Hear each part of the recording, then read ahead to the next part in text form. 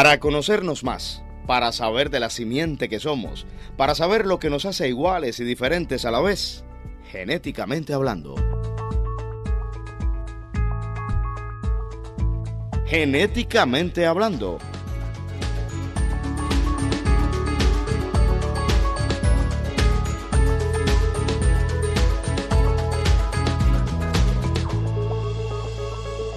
Buenas tardes, estamos de vuelta genéticamente hablando con las doctoras Beatriz Marcheco Teruel y con Patricia Ares Murcio. Vamos a hablar hoy de los 1000 días más importantes de la vida de una persona. A mí me llama muchísimo la atención cómo puede ser tan específico eso de que hay 1000 días que deciden el resto de tu vida. Beatriz, buenas tardes a las dos. Bueno, gracias, Arlene. Gracias. Bueno, es que las investigaciones que se han desarrollado en los últimos años, sobre todo en instituciones de países desarrollados, han ido dando cuenta de la importancia, en primer lugar, de los momentos que anteceden a la fecundación. Pero en el caso de los 1000 días se refiere en este aspecto específicamente a los 270 días como promedio para el nacimiento de un ser humano, 365 días del primer año de vida y 365 días del segundo año de vida.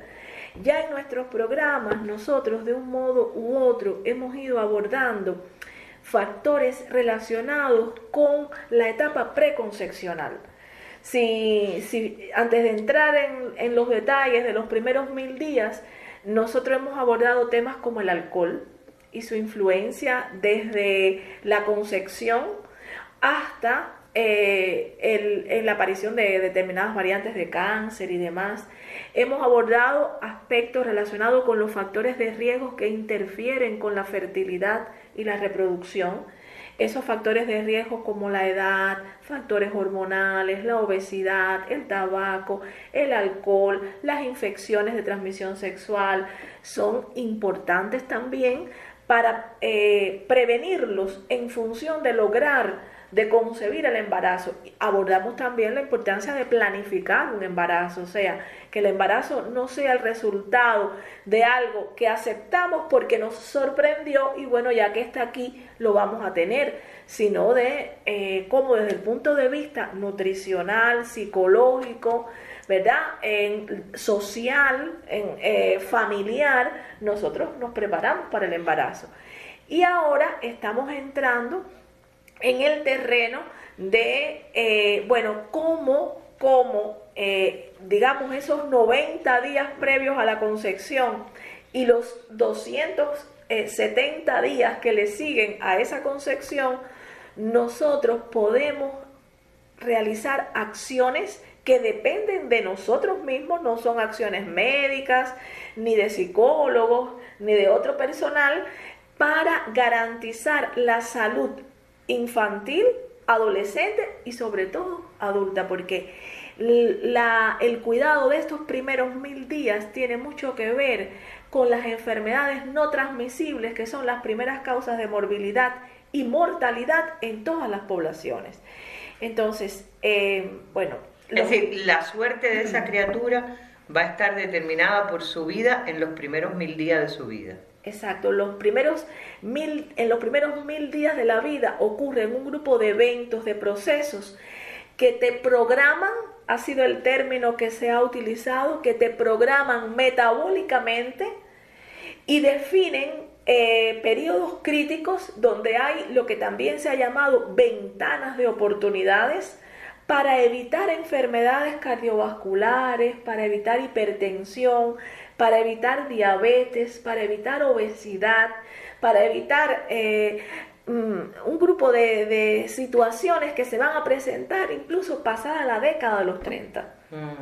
Entonces, esta es la razón por la que... ¿Y los factores sociales? Bueno, yo no sé en qué momento de los 1000 días está en psicología la construcción del deseo, ¿no? Porque para que tú tener un hijo en buenas condiciones y que cumplas con todas esas medidas o parámetros de atención a la salud, todas las cosas que hay que hacer para conducir a buen término un embarazo, lo primero es desear psicológicamente ser mamá o ser papá. Es lo que le llaman la cobija psicológica el nicho psicológico que da cabida a un nuevo ser tiene que estar construido desde el deseo. Los abogados le llaman voluntad procreacional, que es que tú tengas la intención de tener una descendencia, de tener un hijo. Y yo creo que eso es muy importante, porque embarazo sin deseo o una concepción realmente sin tener en cuenta todas las condicionantes que son necesarias, incluso por los métodos de reproducción asistida desde la tecnología. Se dice que esos son hijos muy deseados, porque nadie se le ocurre que de casualidad uno pase por todo lo que es, incluso hasta la pareja homoafectiva te dice, es que nosotros para tener hijos tenemos que desearlos profundamente, porque de lo contrario no podemos. Entonces hay que generar todo un dispositivo de tecnología o de mediación tecnológica para tenerlo. Entonces el deseo, el impulso psicológico de darle acogida o habitar un hijo son los prerequisitos psicológicos fundamentales para que las personas después cumplan con todo lo que eso lleva, porque es un poco la aceptación de que es un largo recorrido después durante el embarazo, del parto, todo lo que es la lactancia, todos los procesos que llevan. Todos esos procesos debiesen ser con calidad, todos esos procesos, es decir, tener toda la predisposición psicológica a favor de cumplir con todos los requisitos que lleva eso. Porque a veces un adolescente, yo recuerdo que una mamá adolescente me decía, ¿me podré hacer la queratina o no estando embarazada? O sea, su preocupación adolescente de una madre adolescente era si se podía hacer la queratina. No dañar a su bebé. Para no dañarlo, pero también era una cosa que tenía que ver con su estética a esa edad. Entonces, es decir, la preparación psicológica o la madurez que se necesita para darle cabida a un nuevo ser no es solo cumplir con determinados requisitos biológicos, sino tener todas las condiciones para prepararse para eso. Genéticamente Hablando, un programa de Radio Rebelde que te ayuda, te educa y te muestra todo lo que nos hace iguales y diferentes.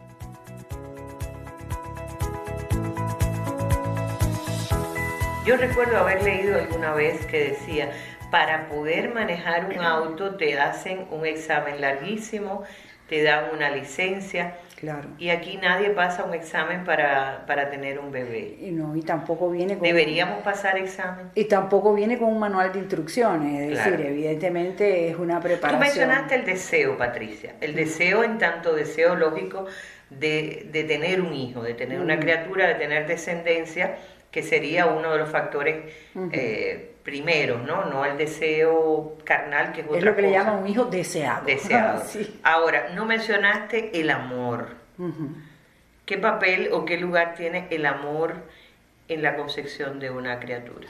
No, las óptimas condiciones para el crecimiento de un ser humano es un espacio de amor, ya sea de una sola persona, porque también estamos hablando de hoy día que no necesariamente tiene que haber una pareja para concebir un hijo, puede haber una maternidad soltera, pero las condiciones óptimas son el amor. Fíjate que se habla incluso de toda la estimulación psicológica que puede tener una mujer y un hombre en el proceso de la concepción, de hablarle al bebé, de ponerle música, de acariciar la barriga, de besar la barriga, todas estas cosas que implica el acercamiento afectivo, porque cuando ya el niño nace, ya ese niño está deseado, está concebido, ya es un niño que está psicológicamente esperado, y eso es realmente muy importante para después cumplir con todos los sacrificios que lleva la maternidad y la paternidad,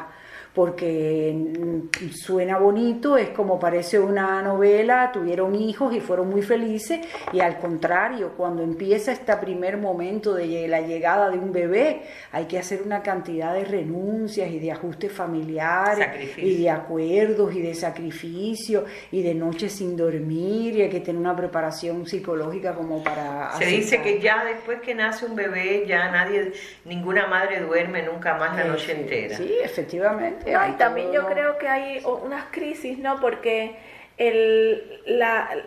jugar el rol de madre y de padre a la pareja le quita un poco de atención sobre el otro miembro de la pareja. Claro. Entonces también genera... Es incorporar a ese tercero dentro de una relación que ya no es dual, que ya no es yo para ti, tú para mí, y aquella relación del amor romántico, sino es incorporar a un tercero. Y en ese tercero tiene que haber un reajuste de la relación.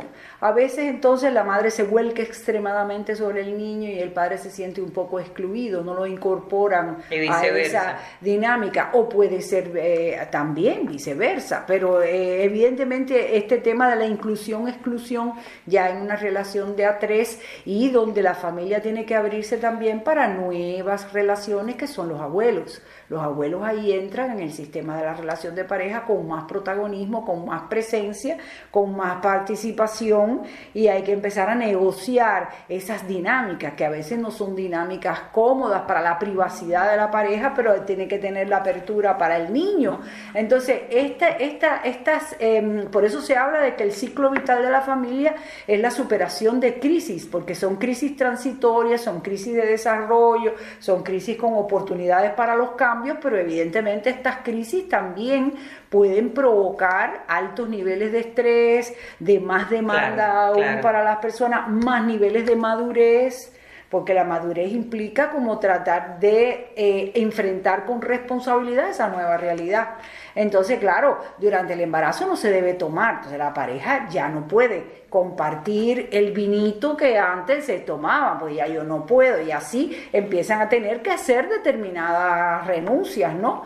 Y eso... Lo importante del discurso de Betty y de este programa tiene que ver con que no siempre estos resultados de los 1000 días es tan evidente, no siempre los resultados son palpables, son tangibles, son procesos de sedimentación o de formación que a la larga van a repercutir sobre la salud de una persona o sobre su desarrollo el resto de su vida.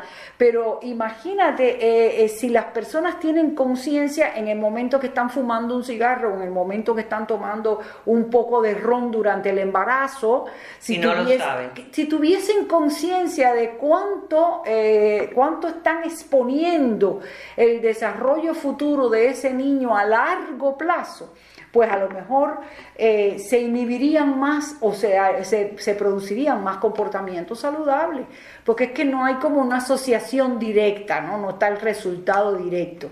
Claro.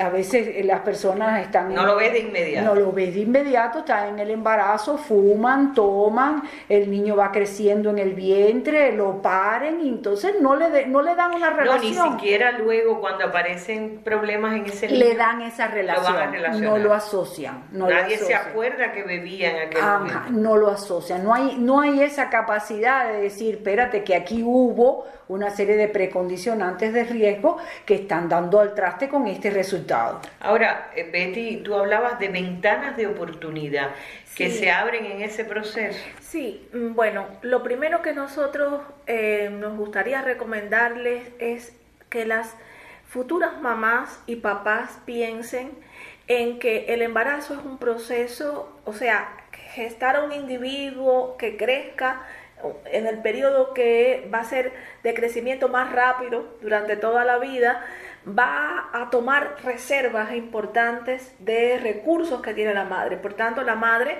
tiene que tener suficientes cantidades de fólico, de hierro, de vitaminas en general para enfrentar ese proceso. Tiene que tener una buena hemoglobina. Una hemoglobina, no puede tener anemia, no vamos a aspirar a una hemoglobina de 13, de 14 gramos por litro, pero no puede tener anemia. ¿Por qué? Porque, dice, bueno, pero ¿por qué? Porque la anemia tiene asociado una insuficiente cantidad de nutrientes y de oxígeno para llevarle a los tejidos. Y aunque los procesos de formación de un bebé tienen lugar en condiciones de concentraciones relativamente bajas de oxígeno, basta con que esté un poquito más abajo de lo que debe ocurrir para que se produzcan fenómenos a nivel vascular, circulatorio, que generan posibles defectos visibles o no visibles, pero también daños al sistema nervioso central, al sistema inmunológico de ese bebé también. Entonces, una de las condiciones más importantes es garantizar que la mamá no comience un embarazo con anemia.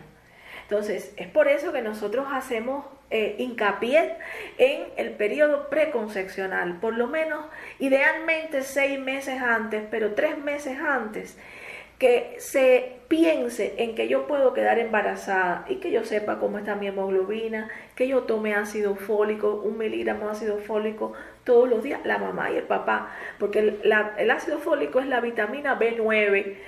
Cuando se habla del complejo B, se habla de la B1, de la B6, de la B2 y los problemas cuando tengo sacrolumbalgia o cuando tengo más de 60 años, es bueno tener un ciclo de vitaminas todos los años y demás. Pero la vitamina que se encarga de garantizar la integridad de la cadena de ADN es la vitamina B9, que es el ácido fólico. No digas. Entonces, de ahí nuestros continuos mensajes desde las consultas de genética de la importancia del ácido fólico preconcepcional, porque entonces también pasa, como mismo la gestante te dice, ya no estoy fumando porque ya estoy embarazada, te dice, ya estoy tomando ácido fólico.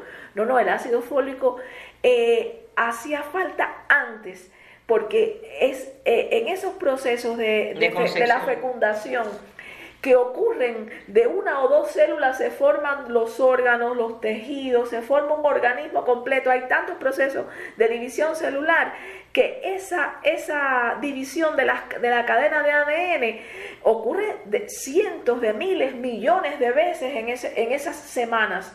Y si no tiene garantías de que no se fracture, de que no ocurran rompimientos de esa cadena, bueno, pues los errores que se pueden producir en ese proceso son más probables, ¿no? Entonces, esa es una condición. Ahora, si tú me preguntaras o nos preguntaras a nosotros, ¿qué es de todo lo más importante? Si tú fueras a buscar un factor que es el que más incide en todo, es la nutrición de la madre y la nutrición del padre. O sea, te estoy diciendo en todo para garantizar un óptimo desarrollo de ese feto, pero también para influir en esos primeros 1000 días de la vida, pero también para influir en las enfermedades que pueden aparecer más adelante. La genética es la matemática de la vida. A ella nos acercamos aquí en Rebelde, genéticamente hablando. La nutrición es el más importante de todos los factores. Nutrición que no significa comer más, sino comer mejor. Exacto, es la calidad de esa alimentación que en la dieta de la embarazada lo más importante son las proteínas, las vitaminas, más que los carbohidratos, ¿entiendes? Más que el contenido de azúcares que pueden tener los alimentos, incluyendo la fruta. Las frutas tienen vitaminas, pero hay frutas también que tienen elevados contenidos de azúcares. ¿Por qué? Porque la nutrición, por ejemplo, cuando una mamá comienza el embarazo obesa, esos elementos de la obesidad de la madre interfieren con la absorción de vitaminas del feto. O sea, la vitamina D, por ejemplo, que es esencial para el sistema inmune, y el sistema inmune es prácticamente de todos los sistemas el más importante de la orquesta, estas vitaminas son liposolubles.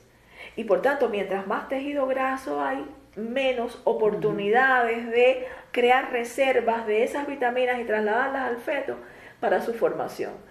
Entonces, ese es un tema muy importante. La obesidad, iniciar un embarazo con condiciones de sobrepeso y obesidad Además, para desarrollar diabetes gestacional es un factor de riesgo importantísimo, y la diabetes gestacional está asociada a determinados defectos congénitos, a malformaciones congénitas. Pero también ocurre que te encuentras a la embarazada que empieza el embarazo con bajo peso. Y dice, no, pero ha comido durante el embarazo y ha ganado peso y ha aumentado, solo en el embarazo ha aumentado 30 libras. Esa también no es buena. Es un factor de riesgo para la aparición de este tipo de enfermedades más adelante en la vida. No entiendo por qué. Si ganó 30 libras de peso, no es normal porque tiene una criatura. Porque normalmente esas ganancias de peso ocurren también a expensas de alimentos no saludables. Y esos alimentos no saludables que contribuyen a la aparición de carbohidratos, o sea, al consumo de carbohidratos y azúcar. Exactamente, desfavorecen la absorción de nutrientes fundamentales para el desarrollo del feto. Entonces, ese es otro tema. La nutrición tiene que ver también con cómo se van a preparar los contenidos de la lactancia de esa madre. O sea, qué elementos va a trasladar en la leche materna, qué reservas tiene ella para alimentar a ese feto. El mejor alimento, indiscutible, eso yo creo que ya hay más conciencia, es la leche materna. O sea, lo ideal para un niño es que nunca introduzca ningún otro alimento que no sea la leche materna antes del 4º mes de vida. Una vez que el niño ha nacido. Ni siquiera agua. No es necesario ni siquiera el agua. Entonces, si nosotros garantizamos que ese embarazo nutricionalmente esté pertrechado de los recursos que requiere ese bebé para que una vez que está en la vida extrauterina, o sea, que se produce el nacimiento del niño, reciba los nutrientes más importantes, garantizamos otro aspecto que probablemente no hayas oído escuchar de él y que modula también el riesgo para las enfermedades que vamos a padecer en la adultez, que es la composición de lo que se conoce como la microbiota del ser humano, que son los nichos donde hay microorganismos que conviven con nosotros en la vida. Uno es la piel, y en la boca hay una microbiota. Te puedo decir, por ejemplo, que la composición de las bacterias de la boca tiene que ver con el riesgo de padecer migraña.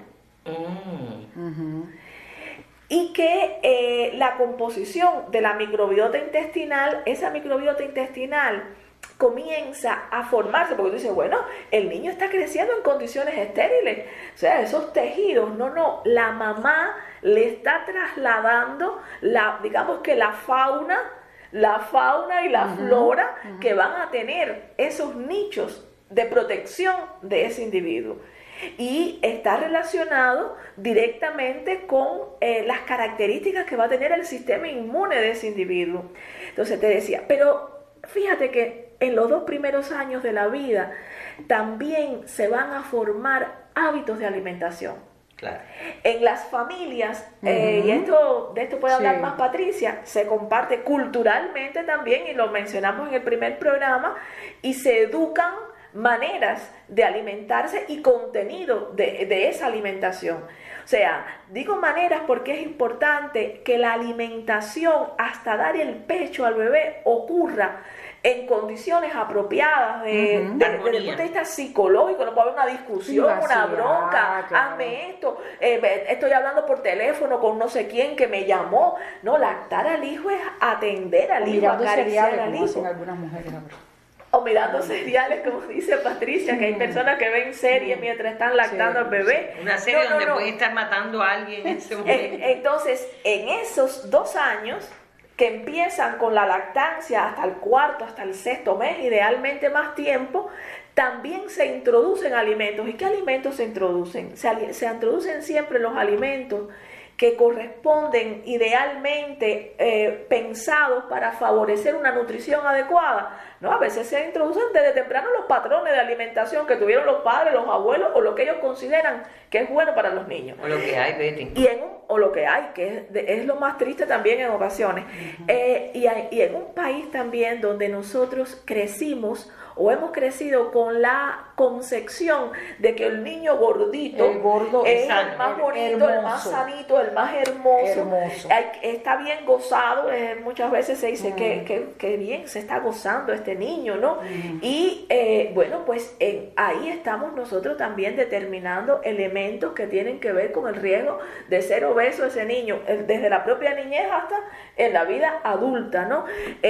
Condicionado por prácticas culturales, pero también condicionado por elementos como el contenido, ¿no? Y la capacidad de las nutrir. Cantidades que se dan, porque a veces la idea de la cantidad tiene más que ver con la madre que con la necesidad del niño.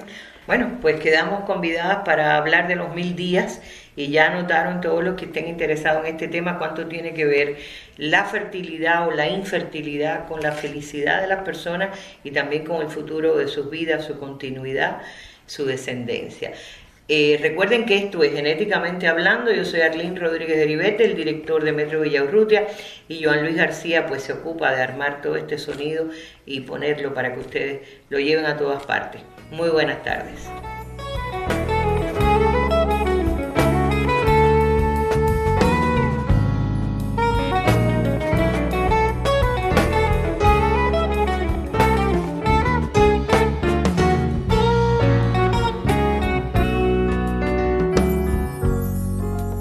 Cuando amaneces, al sol le avergüenza echar un rayo. Tú cuando apareces, si me miras tan fijo, un día me desmayo. Tú si un día me quieres, la paz se me junta en un todo. Tú que cada jueves deseclipsas mi voz, que en el claro soy tu lobo. Por eso te quiero y beso tus labios, el peso que llevo lo haces liviano. Por eso te quiero y rezo un rosario, el peso que llevo lo haces cada día más liviano.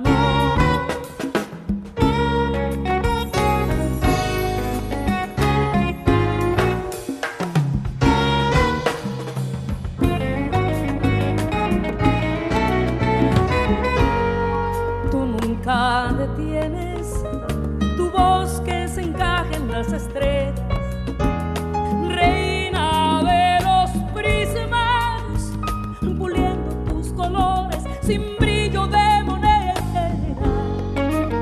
Tú la primorosa como canción antigua de la trova. Si desapareces, tu correo es confuso donde pongo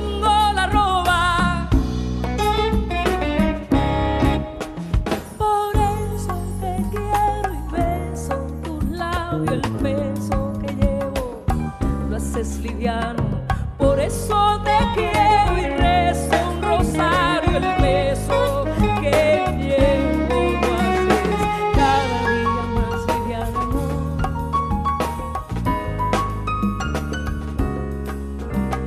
Tú que me sorprendes siempre, tú que no detienes ese alud de sentimientos que se caen.